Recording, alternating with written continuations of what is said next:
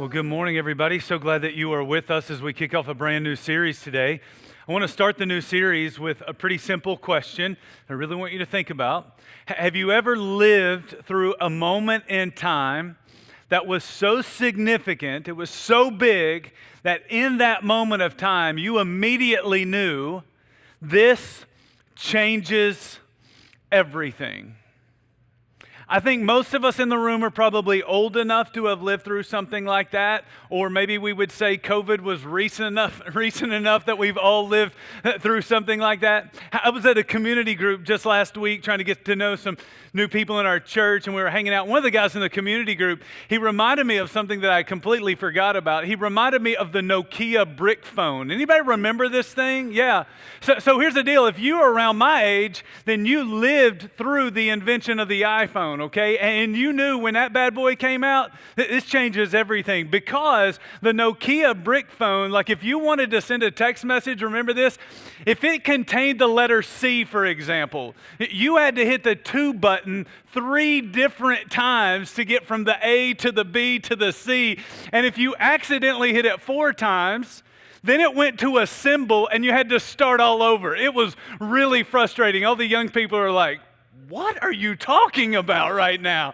Okay, the iPhone changed everything. Okay, a lot of things have come along in our lifetimes that have changed everything. But for some of you, it was that moment that you discovered Walmart delivery or Amazon Prime, right? You remember that moment? You were like, wait a minute, I can go shopping and I don't even have to get off the couch anymore. And in that moment, you knew, man, this is going to change everything, right? But for some of you, though, it was way more serious than that. It might have been 9/11. It might have been Hurricane Katrina. It might have been the day that COVID shut your business down and you really weren't sure what was going to happen in terms of your career. But when those things were taking place, you don't just remember where you were, you remember what you were doing, because it was one of those things that kind of stopped you in your tracks. You knew in that moment, man, this is going to change everything. At the beginning of John chapter 13, Jesus and his disciples, they have a moment together, and it's a moment that is so significant and a moment that is so important that as soon as it happened, these guys knew this is going to change everything. This is at the very end of Jesus' life. His ministry publicly has now come to an end. There are going to be no more messages that Jesus is going to teach to the crowds. There are no more public debates with the Pharisees of his day. There were no more miracles to perform. Instead, Jesus is now at the very end of his life, and all Jesus really wants to do is spend a few hours with his closest friends, his closest followers, so that he can show them just how much he loves them and just how much these guys meant to him. These guys were in an upstairs room one night. The door was shut. There would be no interruptions, because this is Jesus' last night on the earth where he's going to spend some time with the people that he loves most. To make sure that they know just how much Jesus loved them, Jesus is going to do something that's a little bit radical. It was something that would leave these guys sitting in silence. It was one of those things that after it was over, they would talk about it for the rest of their lives, that when they would write the story of Jesus, they always wrote about it because they knew that for every person who would ever become a follower of Jesus, what happened that night really did change everything. And when I say that it changed everything, what I really specifically mean is that it would completely change the way that these men would think about and the way that these men would do relationships for the rest of their life. And so today, I want to talk to you about relationships. And I want you to think about the relationships in your life. I can't speak for you, and I certainly cannot speak for everyone in this room, but I can tell you that I've had a lot of time off over the course of the last 2 months, and over the course of the last couple of months, I have spent a lot of time thinking about my own life and thinking about my own relationships. I thought a lot about my relationship with my wife. I've thought a lot about my relationship with each of my 2 kids. I've spent a lot of time thinking about my relationships with the people that I work with, my staff team and my elder team. And I've spent a lot of time thinking about my friendships and even some days the lack thereof. So I'll just start with the most important relationship that I have apart from God, my relationship with my wife. As I've thought about my relationship with Steph, I've landed in a place where I'm pretty convinced we have a really good marriage, maybe even a great marriage. But I've also thought about the fact that when it comes to our traditional work week and our regular rhythms, I'm not convinced that we're really connecting. And my fear is that if you're not connecting, are you drifting? And so we wake up every day early in the morning, Sunday through Thursday's my work week, and we both go our separate ways. She goes her way, I go my way. We usually circle back up at the end of a long day, 10 or 12 hours later. We give each other the kind of 5-minute update on our day, and that's kind of the extent of that conversation. And then we kind of, get dinner ready, and we sit down and we eat a meal together. We're always kind to each other. After we eat dinner, we're cleaning up the kitchen, doing some other things. We usually land on the couch. We hang out on the couch for an hour, maybe 2 hours, either watching TV or scrolling through our phone, having maybe a little bit of casual conversation while we sit there. On the weekends, we spend a little bit more time together, more meaningful conversation. We always have coffee on the back porch on Friday and Saturday mornings. We spend some time together throughout the day, a little bit more connection then than during the work week. But I have asked myself, man, are we really connecting, or are we drifting and we don't even realize it? And the reason I ask myself that question is because I spend a lot of time with a lot of married couples who are coming in and they got problems in their marriage. And what I've seen over and over and over again is that there are a lot of couples that aren't connecting, they're drifting, and they don't even realize it. Happens to a lot of people, and I do not want it to happen in my marriage. And so I'm really thinking about my marriage. I remember standing in the backyard with a neighbor of mine, a guy named Mike, when I lived in Northeast Ohio. Mike didn't really go to church. Mike didn't really open up about a lot of stuff, but we were standing in the backyard one night, and he said to me, Brandon, I'm really worried about my marriage. And I got to tell you, I was shocked, because I would look at him and Julie, and I would think, man, they got a great marriage. They really like each other. They seem compatible, like they got a friendship, not just a marriage. I said, Mike, why are you worried about your marriage? So, well, Nathan, our youngest, he's graduating this year and he's going to be leaving the house. When I think back to our oldest, we've had a child living in our home with us now for over 25 years. We spent a lot of time investing in them, and I don't know if we've spent enough time investing in us. And when the kids are gone, we're going to be looking across the table at each other, and I wonder if we're really going to be connecting with each other. I wonder how much we've been drifting for the last 25 years. And so I just want to ask you, how's your marriage?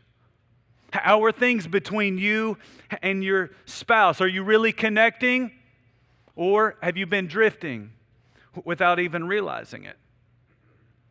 I haven't just been thinking about my relationship with my wife. I've been thinking about my relationship with each one of my kids. As I've thought back about my life as a father, I remember those days as a young father, and I remember like there was a goal every day, and the goal was to get him a bath and get him in bed, right? Like it was like that was life, man. And if you could do that, sometimes it felt like it was the goal of the night, and sometimes it felt like it took me all night to accomplish the goal, right? But I'm telling you, when you get older, you go from saying I just want to get him a bath and get him in bed to just trying to figure out how do I pay the bills, because little kids, man, they may be messy, but big kids are expensive, okay? And that's where you go. And what typically happens when you get a little bit older in life and you've got teenagers, you find yourself not just trying to be a provider, you want to be a parent, and so you try to connect with them. But they seem more interested in hanging out with their friends than hanging out with their parents.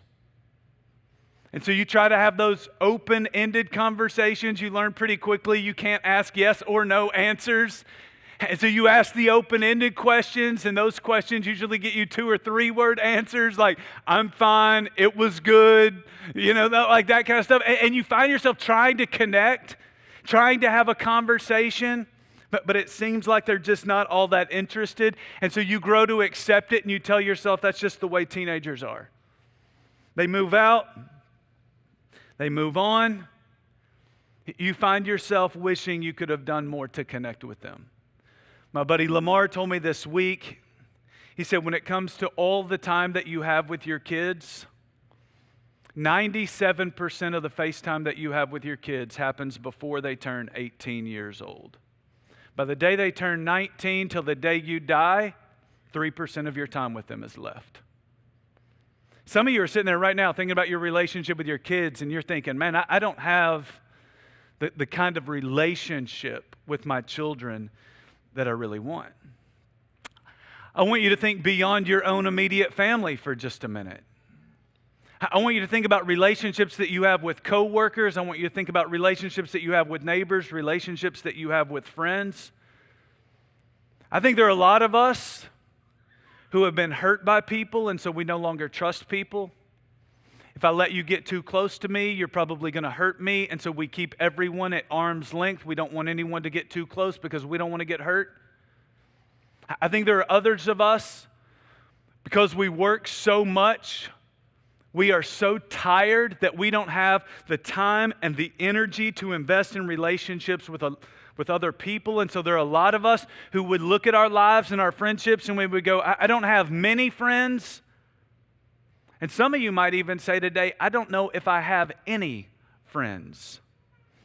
And so just be honest with me for just a minute. By show of hands, how many of you would say today, I struggle with at least one of the relationships that you just described? Put your hand up for me and keep it up for just a minute, okay? I want you to look around the room with hands up. And I want you to realize you are not alone. Most people raise their hands. And the other people, they're lying. In church. Can you believe they would do that, right? To their pastor, of all things. Like, terrible, right? But here's the deal. I really do believe that most of us struggle to get relationships right. We're struggling to really connect. We struggle to have meaningful conversation. We struggle to make relationships a priority that they need to be. And because of that, there are a lot of us who might say, got some acquaintances, but I don't have a lot of friends. I've got relationships with my family, but I'm not sure how healthy those relationships really are. Let me tell you something. In order for your life to go well, I really do believe that you need to be physically healthy. I need to be mentally healthy. You need to be financially healthy. I really do think that you need to be physically healthy, but you also need to be relationally healthy. If your relationships are full of frustration, if your relationships are falling apart, it will be very difficult for you to enjoy life. Thankfully, Jesus spent a lot of time talking to people about relationships. Jesus made it clear, most important thing in your life is going to be your relationship with God. And right after that, most important thing in your life is your relationships with other people. As we move into John chapter 13, you get a front row seat of the way Jesus did relationships. And so if you want your relationships to get better, if you want your relationships to start to feel like they're healthy again, then you need to pay very careful attention to the Master himself. John chapter 13, verses 1 through 5, this is what we read. It was just before the Peter Anderson Festival. Oh, no, my bad, different festival, hold on. It was just before the Passover festival. Jesus knew that the hour had come for him to leave this world and go to the Father. Having loved his own who were in the world, he loved them to the end. The evening meal was in progress, and the devil had already prompted Judas, the son of Simon Iscariot, to betray Jesus. Jesus knew that the Father had put all things under his power and that he had come from God and was returning to God. So he got up from the meal, took off his outer clothing, wrapped a towel around his waist.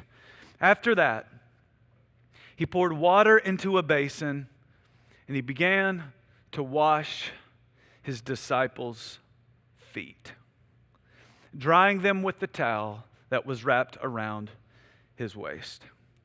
Now, I don't want to try and oversimplify things today, but I really do believe that the vast majority of our relationship problems are pretty simple to solve. All you really need to do is spend your life serving other people. This is who Jesus is, and this is what Jesus did. In fact, Jesus said, I did not come into the world to be served, but to serve humanity and to give my life as a ransom for many. If you spend your life serving other people, you will have more friends in your life than you can possibly manage. I really do believe that. The problem for most of us is that when it comes to our relationships with other people, we are takers far more than we are givers. And I'll just warn you today that if you spend your life in relationships with other people and you're always taking from them and you're not giving back to them, then what will happen is you will drain the life out of the very people that you are trying to have a relationship with. Most of us, we don't give to other people and we don't serve other people because we're not even thinking about other people. You know what we're thinking about? Ourselves. We're thinking about our own desires. We're thinking about our own agenda. We're thinking about our own problems. We're thinking about all of our own preferences because this is the world that we're living in, and this is the way the world teaches us to be. We live in a world that is self-centered. We live in a self-absorbed society where we're always taking pictures of ourselves and posting pictures of ourselves and making posts about our lives and what we're doing today. We think about ourselves, we talk about ourselves, and we really are living to gratify ourselves. It's the way of the world, but I'm telling you something today. If you spend your life serving yourself, you will end up by yourself. Living for yourself is the way of our world, but it's not the way of Jesus. In fact, I want to show you just how selfless Jesus really was. According to verse 1, all of this went down right before the Passover festival. Verse 1 tells us that the hour has now come for Jesus to return to the Father. The meal they're sharing in verse 2, it is the Last Supper. And that's a little bit surprising to most people because we're only in John chapter 13 and the book doesn't end until John chapter 21. And so for the last 9 chapters of his gospel, John is going to detail the final 15 to 18 hours of Jesus' life. Jesus is now at the very end of his life. He is 15 to 18 hours away from dying. And so let me just say this. If Jesus was ever going to be thinking about himself, this was the night when Jesus should have been thinking about himself. But he wasn't thinking about himself because that's not who Jesus was and that's not what Jesus did. Jesus was always thinking about other people. On this night, Jesus knew, I have one final opportunity to make sure these guys understand just how much I love them and just how much they mean to me. And so on the final night of his life, Jesus said, I want to spend this night serving these guys because I love these guys. And that's important. Because it's not just what you do, it really is about why you do it. The secret sauce to serving is love. I'm telling you something that you already know, I understand that, but I want you to think about it today. Attitude is everything. Because when you get your attitude right, you're not just doing the right thing, you're now doing it in the right way and for the right reason. And that changes everything. In fact, listen to how the Apostle Paul said it. 1 Corinthians chapter 13, he's talking about the most excellent way for you to live your life. He's been talking in chapter 12. He'll talk again in chapter 14 about the gifts that God has given you and how you can use those gifts to serve other people around you. And right in between those chapters, he says this, verses 1 and 2. He said, if I speak in the tongues of men or of angels, but do not have love, I am only a resounding gong or a clanging cymbal. if I have the gift of prophecy and can fathom all mysteries and all knowledge, and if I have a faith that can move mountains, but do not have love, I am nothing. You know what he's saying? He's saying that you can have incredible gifts that you could use to serve humanity. You could have this unbelievable gift of being able to speak and articulate things to people, but if you use that gift in a hateful, condemning way, rather than a loving and encouraging way, then you come across like a resounding gong or a clanging cymbal. You sound really annoying to everyone around you, and they want nothing to do with you. It will ruin the relationships that you have and that you want to enjoy. And so I want you to think for just a minute about the way in which you talk to other people. When it comes to the way you talk to your spouse, your kids, your team at work, when you're there and you're trying to serve them and give advice to them and offer a little feedback or constructive criticism, does it come across like you love them? Or does it come across like you're really frustrated with them? But because one way will build the relationship and the other one will probably break the relationship. I'm telling you, attitude is everything.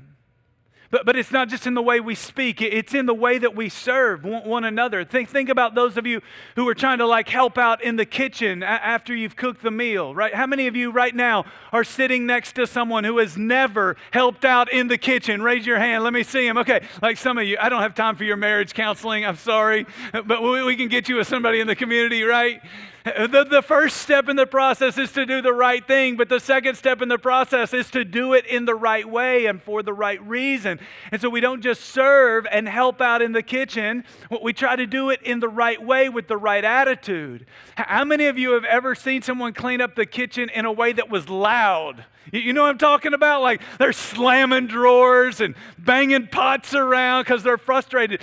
They're not serving because they love someone and they want to help someone. They're doing it, but they're doing it while they resent someone. I'm telling you, attitude is everything. Maybe it's not just cleaning up the kitchen. Maybe it's cutting the grass.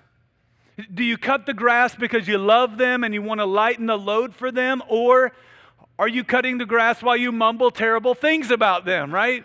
Two totally different ways of serving. And one seems to make a difference and one seems to make all kinds of relational problems. How about those moments when you're intimate with your spouse?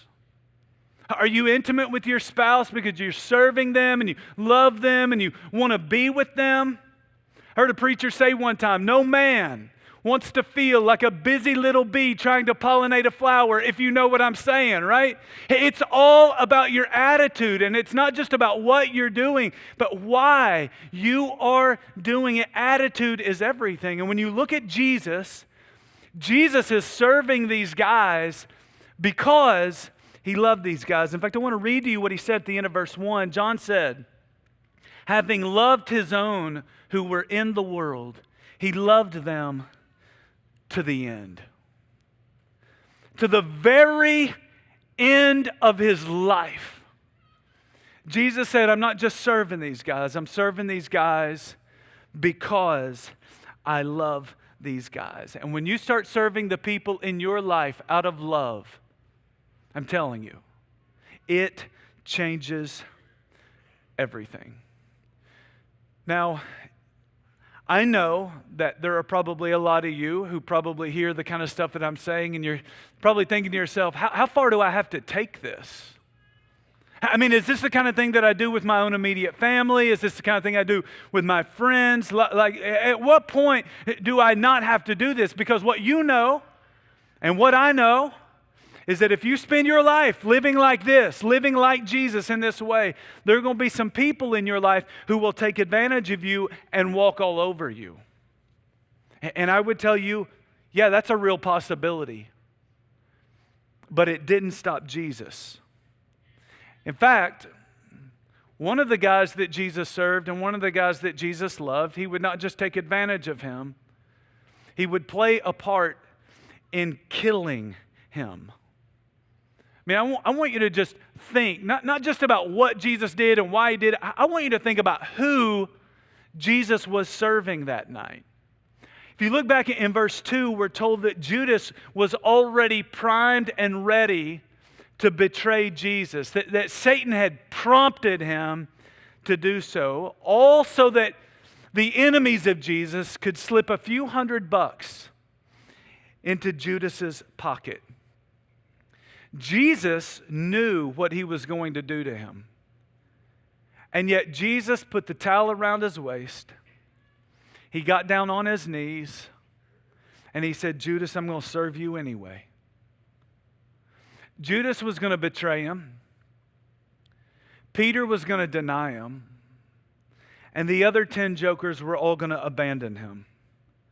Jesus knew it. And Jesus served every one of those guys anyway because he really did love those guys in spite of how they were going to treat him. You see, Jesus understood something about God's call on his life that I think we all need to understand today. The man God has called me to be is not conditional upon the way other people treat me. Jesus knew that. God had an expectation for Jesus' life, and it wasn't conditional upon the way other people treated him. And so the husband or the wife that God has called you to be is not conditional upon how your spouse treats you. The friend, the co-worker, teammate that God has called you to be is not conditional upon how your friends, your co-workers, or your teammates treat you. The parent that God has called you to be is not conditional upon the way in which your children treat you. You see, Jesus is not going to stoop down to their level. Instead, what Jesus is going to do, he's going to do something to bring them up to his level. Yeah, Judas is going to go out and betray him, but the other 11 guys would eventually come around and they would truly love Jesus because of the way in which Jesus loved them. And I'm telling you, when you start to live your life this way, it changes everything. It will change the dynamics on your team at work. It will change the culture in your home. It will change a community. In fact, if you look back at Jesus, when Jesus did this for his disciples, and then his disciples started imitating him, it changed the entire world. Now, the problem for most of us is that we've convinced ourselves that the problem in our relationships is not us, it's them. That if they would get better, the relationship would get better. It's not me, it's them. I don't need to be nicer. They need to stop being mean. I don't need to get better. They need to start being responsible. And if that's the way you think, you're not thinking like Jesus. See, Jesus knew change is possible, but change has to start with me. Change is possible, but it's the leader's responsibility to instigate the change that we want to see in our world. And so I would just say that change is possible in this world today, but the change has to start with you. You take the lead. You be the example. You change the culture. That's what Jesus did, and that's what Jesus expects his followers to do. And so let me ask you, are you imitating the people in your life, or are you imitating Jesus? See, the reason that we struggle in our relationships with other people is because we imitate one another rather than imitating the example that Jesus has set for us. We spend our lives imitating immature people. We spend our time imitating broken people and hurting people rather than imitating the perfect Son of God. And so they say something bad about us. We say something bad about them. They raise their voice at us. We're going to raise our voice back at them. They act like they could care less about us.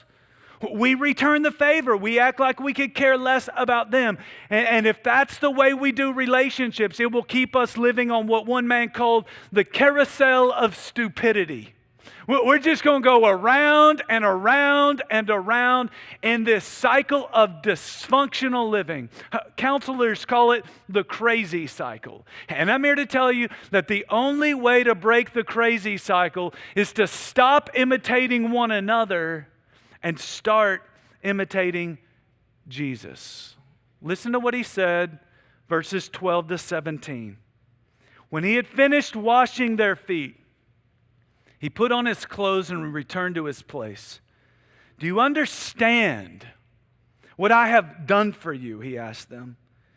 You call me teacher and Lord, and rightfully so, for that is what I am. Now that I, your Lord and teacher, have washed your feet, you also should wash one another's feet. I have set an example that you should do as I have done for you. Very truly I tell you, no servant is greater than his master, nor is a messenger greater than the one who sent him. Now that you know these things, you will be blessed if you do them. That last line is so important. Now that you know these things, you'll be blessed if you do them.